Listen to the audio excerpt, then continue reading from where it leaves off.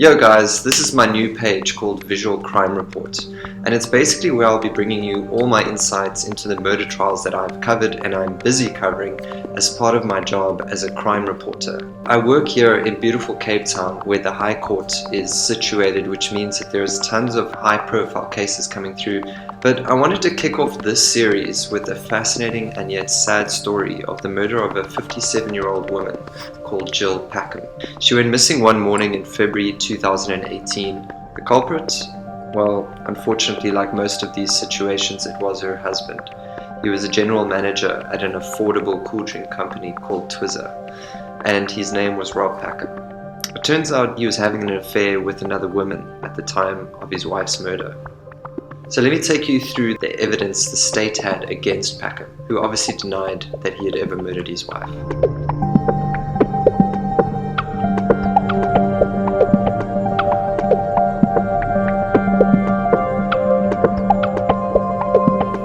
So let's go back to February 22nd, 2018. Rob and Gill's vehicles play a central role in this case.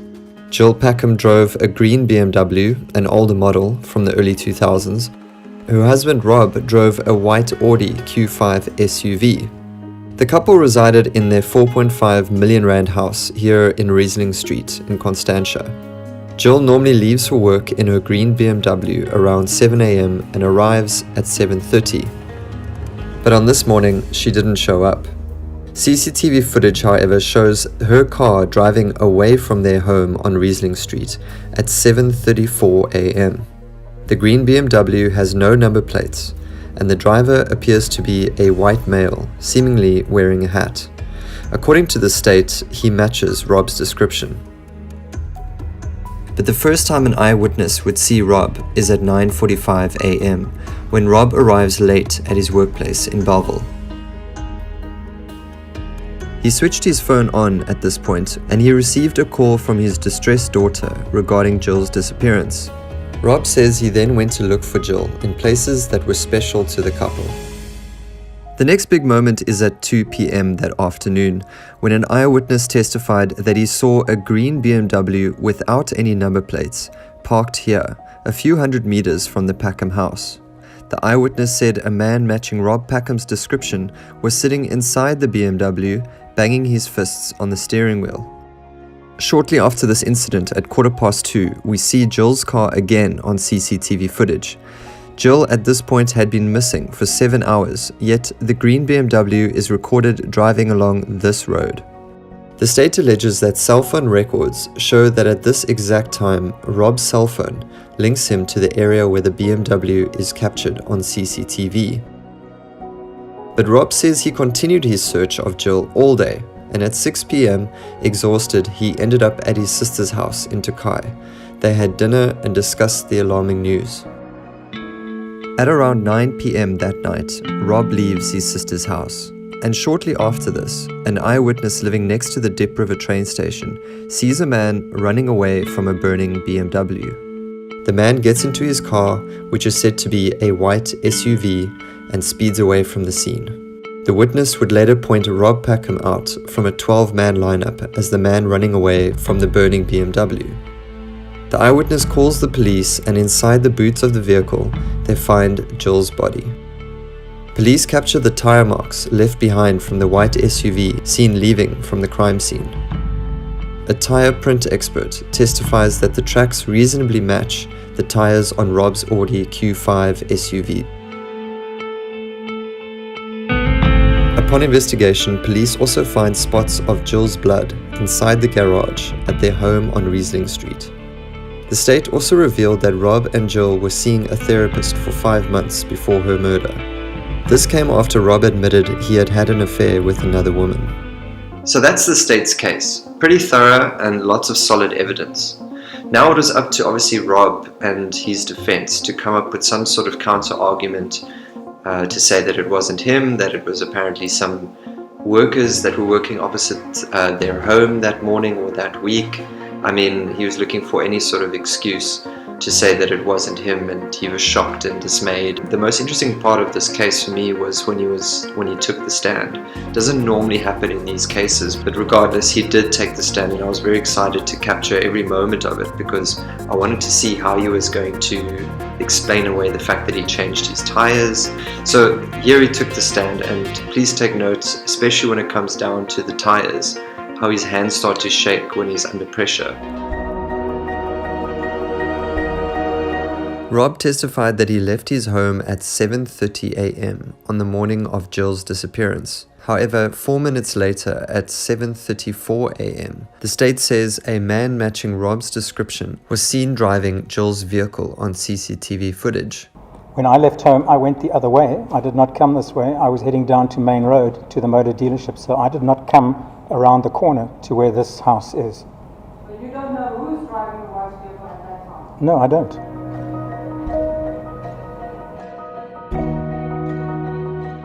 Although Rob left his home at 7:30 a.m., he did not arrive at his work until 2 hours later at 9:45 a.m. Rob says he was looking at car dealerships during the crucial time when Gill went missing. Before heading to the plant, I went to a number of motor dealerships in the Bergfleet, Plumstead, Deep River area to have a look and try to give myself an idea of what kind of model I'd be able to get in what kind of price range. And then I headed to the plant, to Belleville. Rob also asked his colleague to lie about the time that he had arrived at work on the morning of his wife's disappearance.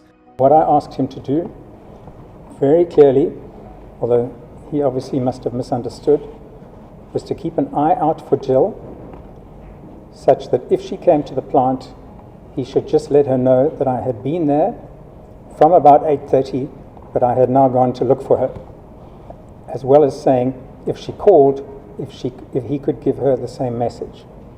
I then thought she might have come to the plant to look for me, to surprise me, or she might have called the plant later to look for me. That was the reason why I asked him to do what I did.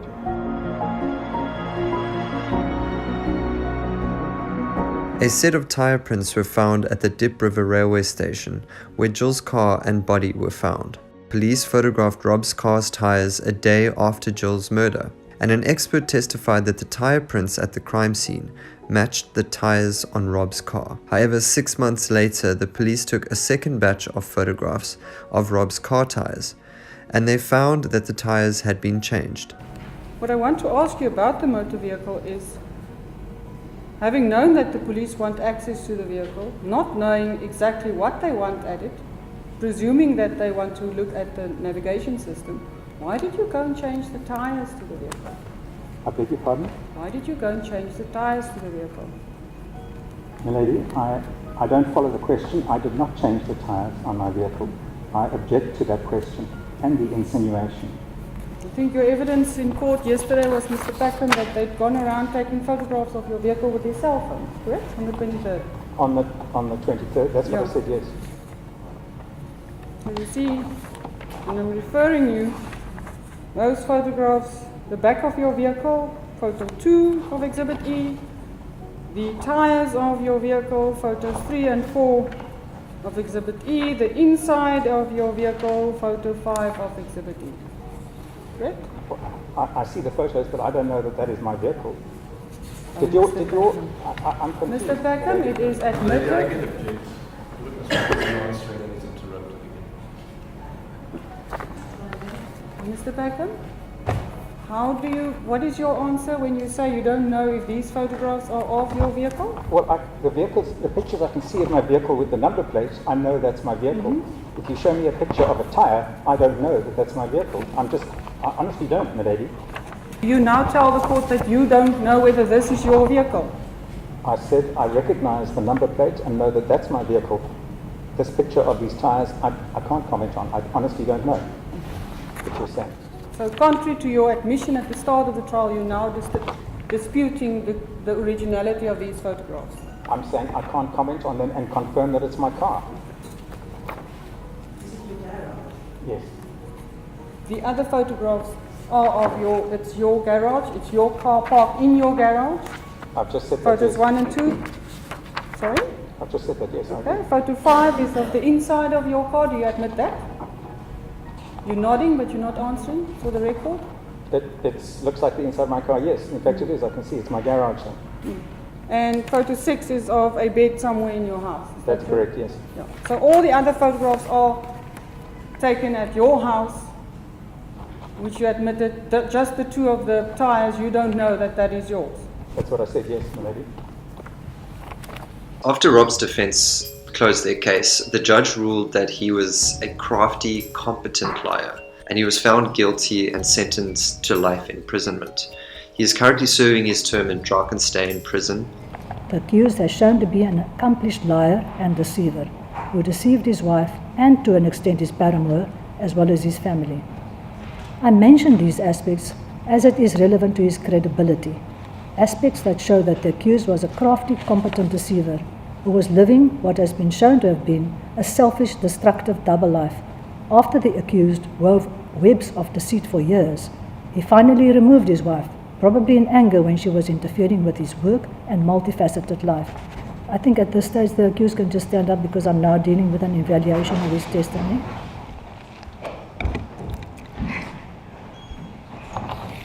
His version is clearly fabricated, cannot reasonably possibly or probably be true, and is rejected. The only reasonable inference from the totality of the evidence before court is that the accused was the person who killed his wife, placed her in the boot of her own vehicle and set the vehicle alight to dispose of incriminating evidence, whereafter he supplied false information to the police. The manner and cause of death and the nature of the injuries inflicted and sustained showed that the accused had the direct intention to kill the deceased. The order I make in the circumstances is that I find the accused guilty of murder, guilty of an attempt to defeat the administration of justice.